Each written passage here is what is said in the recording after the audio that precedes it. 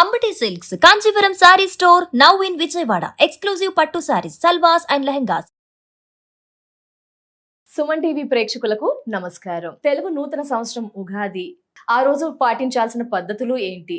అలాగే చూసుకుంటే గనక ఏ వస్తువులు ఖచ్చితంగా ఆ రోజు ఇంటికి తీసుకురావచ్చు, ఏ వస్తువులు తీసుకొని రాకూడదు, ఈ వివరణ అంతా కూడా తెలియజేయడానికి ప్రస్తుతం మనతో పాటు ఉన్నారు సంకల్ప మందిర్ నిర్వాహకులు, ప్రముఖ జ్యోతిష్యులు బ్రహ్మశ్రీ నందిపట్ల శ్రీహరి శర్మ గురువు గారు.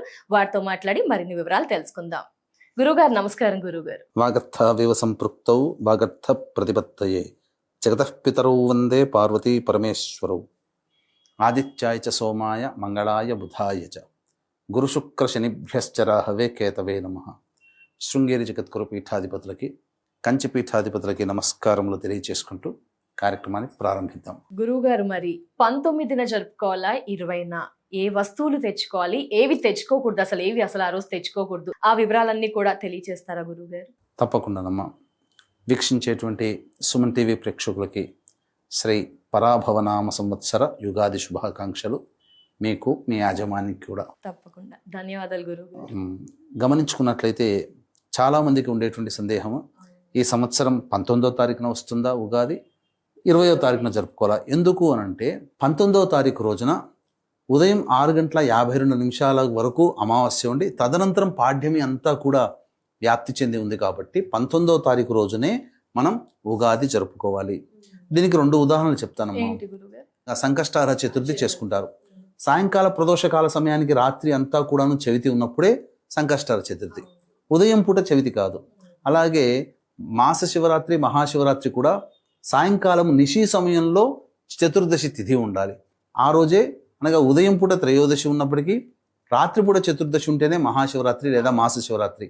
అదేవిధంగా అమావాస్యకు ఉన్నటువంటి లక్షణం ఏంటంటే మధ్యాహ్నం అంతా కూడాను వ్యాప్తి అయి ఉండాలి. కాబట్టి పాడ్యమి అంతా 19వ తారీఖు నాడు వ్యాప్తి అయి ఉంది. సూర్యోదయానికి కొన్ని ఘడియలు మాత్రమే ఈ యొక్క అమావాస్య ఉంది. కాబట్టి 19వ తారీఖు రోజునే వీక్షించేటువంటి ప్రేక్షకులందరూ కూడా ఈ యొక్క నూతన సంవత్సర పరాభవ ఉగాది పండుగను జరుపుకోవడం అనేటువంటిది శాస్త్రోక్తముగా నిర్ణయించడమైనదని చెప్పవచ్చు. అర్థమయ్యేలా తెలియజేశారు గురువు గారు. ఇంకే సందేహం ఏంటి అంటే గురువు గారు, ఏ వస్తువులు తెచ్చుకోవాలి, ఏవి తెచ్చుకోకూడదు, ముందుగానే తెచ్చుకుంటే ఏం తెచ్చుకోవాలి, ఆ రోజు తెచ్చుకుంటే ఏంటి కొత్త వస్తువులు, అస్సలు తెచ్చుకోకూడదని కూడా కొన్ని ఉంటాయి కదా, ఏంటి తెలియజేస్తారా గురువు? మనకు ప్రధానంగా ఈ సంబంధించినటువంటి ఉగాది సందర్భంగా కొన్ని వస్తువులను గనక మనకు నమ్మకం, విశ్వాసం, మూఢనమ్మకం కాదమ్మా, అనాదిగా వస్తున్నటువంటి ఆచార సాంప్రదాయం. కాబట్టి కొన్ని వస్తువుల్ని తీసుకురావడం వల్ల ఆ సంవత్సరం అంతా కూడా శోభాయమానంగా ఉంటాము.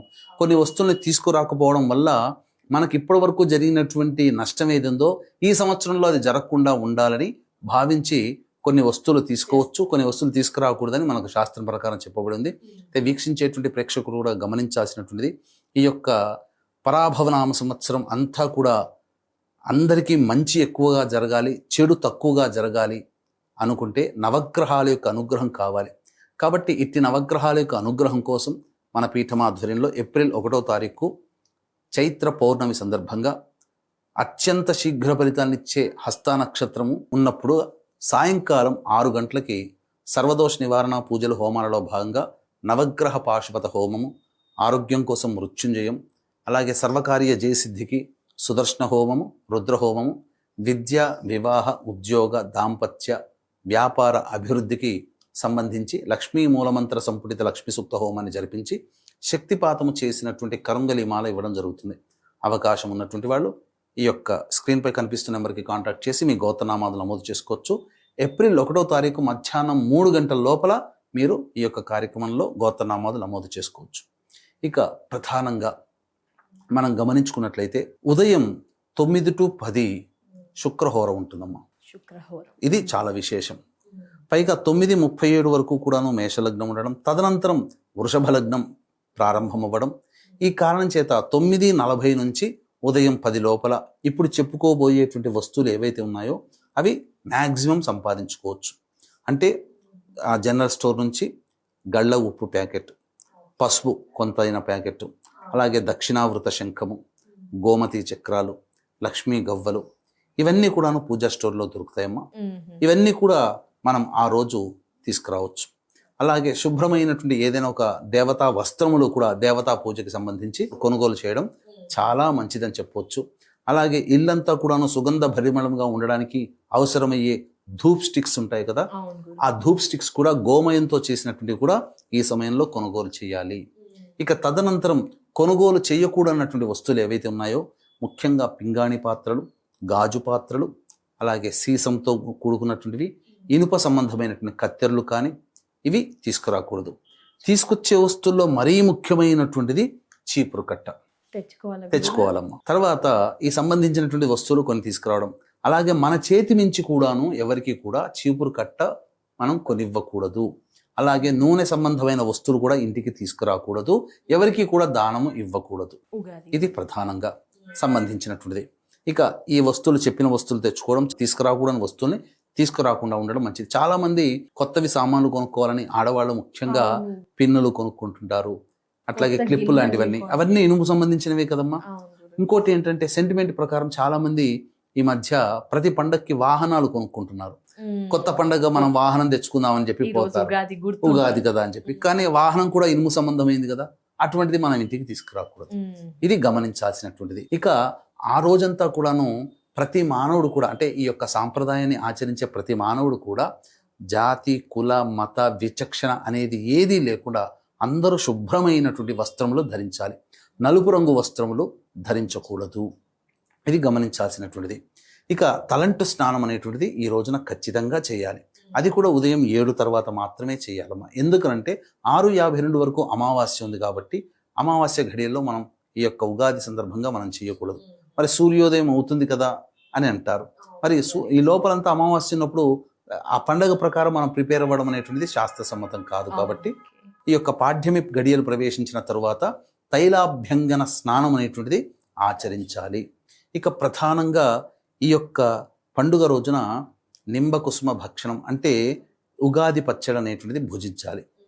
అవకాశం ఉంటే 11:15 నుంచి 12 గంటల లోపల ఉగాది పచ్చడి అనేటువంటిది భుజించాలి. కారణం ఏంటంటే అప్పుడు సమయంలో మనకు చంద్రహోర ఉండడం, అలాగే మిథున లగ్నం అవ్వడం, లగ్నంలో గురుడు శుభకరుడైనటువంటి గురుడు ఉండడం ఇత్యాది కారణాల చేత ఆ సమయం ఏదైతే ఉంటుందో ఆ సమయంలో భుజించడం వల్ల నవగ్రహాల యొక్క అనుగ్రహం మనకు కలుగుతుంది. కారణం ఏంటంటే ఈ సంబంధించినటువంటి ఈ వసంత ఋతువులో ప్రారంభమయ్యేది మొదటి రోజు కాబట్టి మనకు ఆరోగ్యంగా ఉండాలి. మన శరీరము ఈ రోజున తీసుకునేటువంటిది షడ్రుచులు ఏవైతే ఉన్నాయో ఆ షడ్రుచులను తీసుకోవడం ద్వారా మన శరీరంలో వాత, పిత్త, కఫం అనేటువంటి దోషాలు తొలగిపోయి మన శరీరం బ్యాలెన్స్ అవుతుంది. ఈ దోషాలు ఉండడం అనేటువంటిది ఏది తక్కువైనా ఏది ఎక్కువయ్యాయంటే మిగతా తక్కువైనట్టే కదా. ఈ తక్కువైన సందర్భంగా కొన్ని రోగములు వస్తాయి. ముఖ్యంగా తీపి బాగా తిన్నాం అనుకోండి మధుమేహం వస్తుంది, కారం ఎక్కువగా తింటే బీపీ వస్తుంది, ఇలాగే పులుపు ఎక్కువగా తింటుంటే శరీరము చెడిపోతుంది.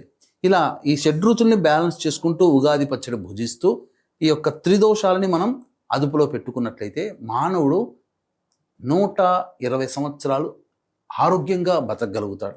ఇందులో ఉన్నది కాబట్టి ఈ విధంగా మన యొక్క త్రిదోషాలని బ్యాలెన్స్ చేసుకుంటూ ముందడుగు వేయాలమ్మా. ఇక ఈ విధంగా ప్రధానంగా చేయాల్సినటువంటిది ఈ రోజున తల్లిదండ్రుల ఆశీర్వచనం, పెద్దల ఆశీర్వచనం తీసుకోవాలి. అలాగే దేవాలయాల సందర్శనం సాయంకాలం పూట చేయాలి. ముఖ్యంగా ఈ రోజున ఎవరైతే పార్వతీ పరమేశ్వరులకి ధవనముతో కనుక అర్చన చేయిస్తే ఆ పార్వతీ పరమేశ్వరుల అనుగ్రహం సంపూర్ణంగా సంవత్సరం పాటు ఉంటుందని చెప్పవచ్చు. అవునమ్మా, ధవనంతో చేయాలమ్మా. చాలా ఇష్టం.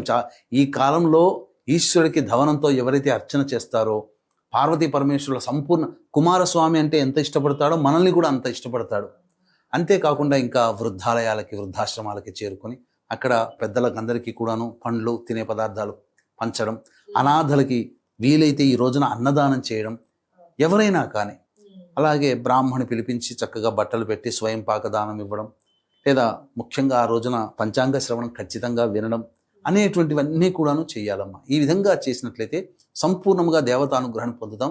అంతేకాకుండా ఎవరితో కూడా గొడవ పెట్టుకోకూడదు, అందరితో ప్రశాంతంగా ప్రేమ ఆప్యాయతతో ఉండాలి, పిల్ల పాపలతో ఆనందంగా గడపాలి. అంతే తప్ప ఎలా పడితే ఈ రోజున అలా ఉండకూడదమ్మా. ఈ రోజున ఉండేటువంటిది ఏదైతే ఉంటుందో సంవత్సరం అంతా కూడా దాన్ని మనం పొందుతామని చెప్పవచ్చు. అంతేకాకుండా దేవతానుగ్రహం ప్రతి మనిషి కూడాను పొందాలి. 12 రాశుల్లో జన్మించినటువంటి వారికి కూడా గురువు అనుకూలంగా లేడు, ఈ కారణం చేత కొన్ని అప్ అండ్ డౌన్స్ అనేటువంటి జీవితంలో ఉంటాయి. దీన్ని దృష్టిలో పెట్టుకుని ఈ సంవత్సరం అంతా నవగ్రహాల యొక్క అనుగ్రహం ఉండి అందరికీ మంచి జరగాలనే ఉద్దేశంతో మన పీఠం ఆధ్వర్యంలో జరిగే ఏప్రిల్ 1వ తారీఖు రోజున జరిగే సర్వదోష నివారణ పూజలో గోత్రనామాదులు నమోదు చేసుకోవడం ద్వారా సర్వదోష నివారణ అనేటువంటిది జరుగుతుంది. వాళ్ళకందరికీ కూడా దేవతానుగ్రహం ఉంటుందని చెప్పడంలో ఏమాత్రము సందేహం లేదు. ధన్యవాదాలు గురువు గారు. ఉగాదిని ఏ విధంగా చేసుకోవాలి, ఏమి తెచ్చుకోవాలి, 19న 20న ఒక క్లారిటీ ఇచ్చారు గురువు గారు. ధన్యవాదాలు. నమస్కారం. సర్వం శ్రీ ఉమామహేశ్వర పర బ్రహ్మార్పణమస్తు.